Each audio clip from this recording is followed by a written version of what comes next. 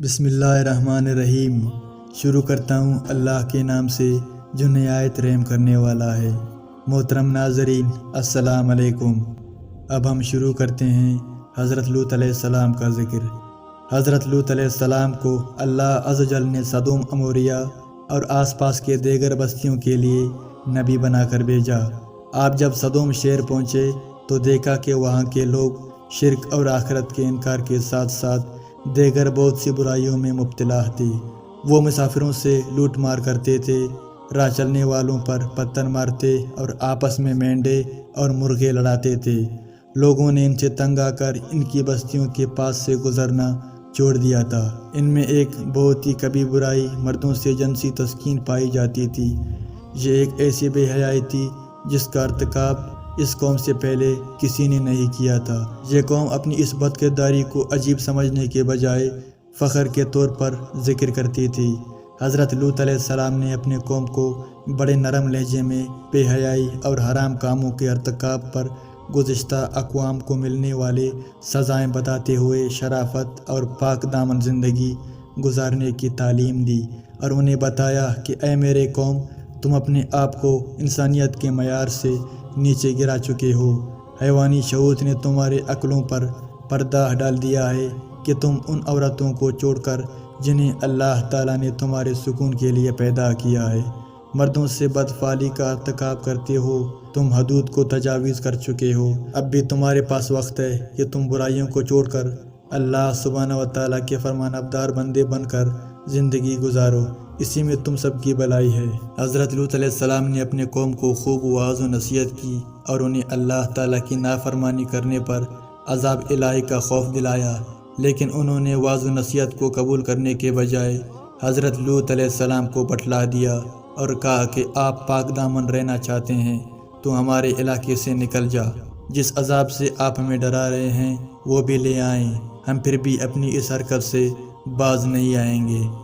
حضرت لوط علیہ السلام نے اپنے قوم کو بڑے نرم لہجے میں وعظ و نصیحت کی، لیکن چند لوگوں کے علاوہ کسی پر بھی اس کا اثر نہ ہوا، اور قوم نے آپ کو مختلف تکالیف پہنچانے کے ساتھ ساتھ عذاب کا مطالبہ بھی کر دیا۔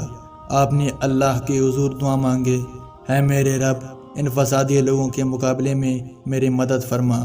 اے میرے پروردگار، جو یہ کام کر رہے ہیں اس معاشرے سے مجھے اور میرے اہل و عیال کو نجات دے۔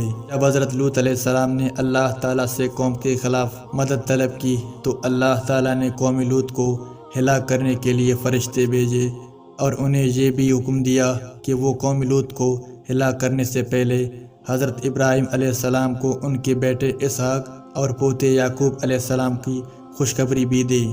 چنانچہ اللہ تعالیٰ کے فرشتے پہلے حضرت ابراہیم علیہ السلام کے پاس آئے اور انہیں بیٹے اور پوتے کی خوشخبری سنائی۔ پھر حضرت ابراہیم علیہ السلام کو یہ بھی بتایا کہ ہمیں قوم لوط کو ہلاک کرنے کے لیے بھیجا گیا ہے۔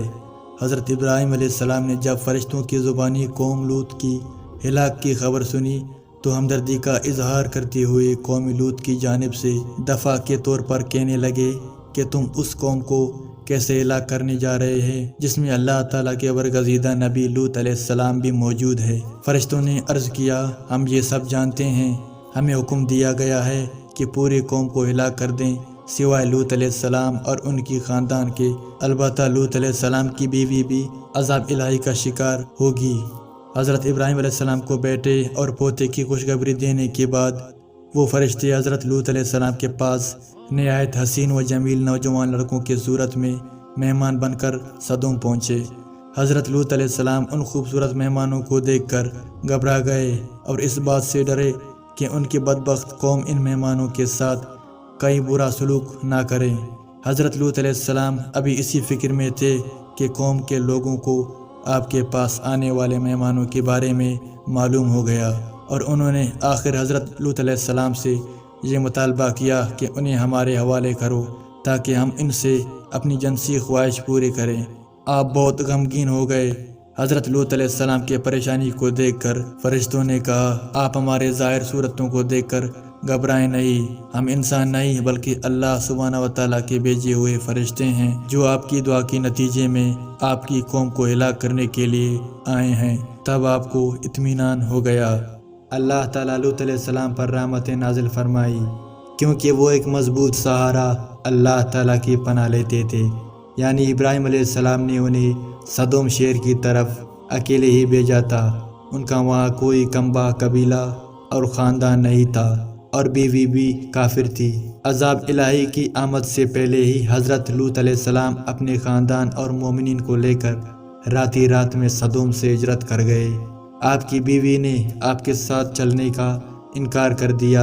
آخرکار جب رات کا آخری حصہ آیا، اللہ تعالیٰ نے آپ سے کہے ہوئے وعدے کے مطابق ایک زوردار چیخ بھیجی، جس نے قوم لوط کے دل ہلا کر رکھ دیے۔ فرشتوں نے انہیں زمین سے اٹھا کر آسمان کی طرف بلند کیا اور پلٹا کر دوبارہ زمین کی طرف پھینک دیا۔ پھر ان پر نشان زدہ مخصوص پتھروں کی بارش برسائی، جس سے وہ تباہ و برباد ہو گئے۔ اس واقعہ کو اللہ رب العزت نے بعد میں آنے والوں کے لیے عبرت بنا دیا۔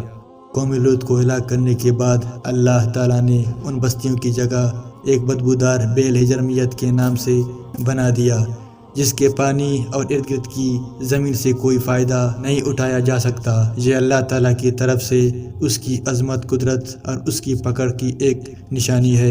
سمجھدار لوگ قوم لوط کے انجام سے سبق حاصل کرتے ہوئے ان برائیوں، ہم جنس پرستی وغیرہ سے بچتے ہیں جو ان کے اندر موجود تھے، جبکہ بے سمجھ لوگ ان برائیوں کی ارتکاب کر کے اپنے آپ کو عذاب الہی کا مستحق بنا لیتے ہیں، جن کی وجہ سے قوم لوط ہلاک ہوئی۔ اللہ سبحانہ و تعالی ہم سب کو ان برائیوں سے بچنے کی توفیق عطا فرمائے جو قوم لوط کی ہلاکت کا سبب بنے۔ ہمیشہ ہم پر اپنی رحمت کا نزول فرمائے، تاکہ ہمارے دنیا کی زندگی بھی خوشحالی میں گزرے اور آخرت میں بھی جنت الفردوس کا داخلہ نصیب ہو۔ اللہ تعالیٰ کی رحمت کے حصول کے لیے یہ دعا پڑھیں: اللہم رحمتک ارجو فلا تکلنی الی نفسی طرفۃ عین واصلح لی شانیہ کلہ لا الہ الا انت۔ اے اللہ، میں آپ کے رحمت کا طلبگار ہوں، مجھے ایک لمحہ کے لیے بھی میرے نفس کے حوالے نہ کرنا اور میرے تمام معاملات درست فرما دیجیے۔ آپ کے علاوہ کوئی معبود برحق نہیں ہے۔ امید کرتا ہوں آج کی ویڈیو آپ کو اچھی لگی ہوگی۔ اگر ویڈیو اچھی لگی تو ویڈیو کو لائک کریں۔ مزید اس طرح کے ویڈیوز دیکھنے کے لیے چینل کو سبسکرائب کریں۔ ملتے ہیں اگلے ویڈیو میں۔ خدا حافظ، اپنا خیال رکھیں۔